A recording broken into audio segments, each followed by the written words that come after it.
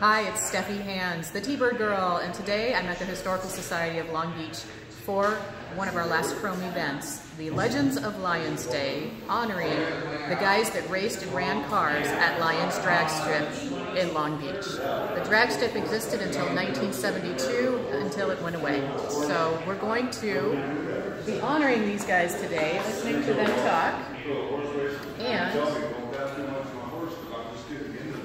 through the journey of the Chrome exhibit, I met an awful lot of people that I am really appreciative of all their friendships. So this journey took me to car customizers, museums, car club events, so many different things. Met the 1320 Club, Retired Drag Racing Club, and got to know a lot of people. And in the end, for some reason, this car club invited me to join the Mercifuls, and I accepted. So thank you, Mercifuls, Tony Colombini, Jack Pettit, Don Chambers, a whole lot of you. It's been quite a journey, a whole year in the making.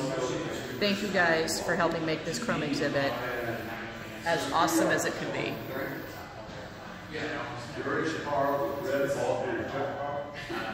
And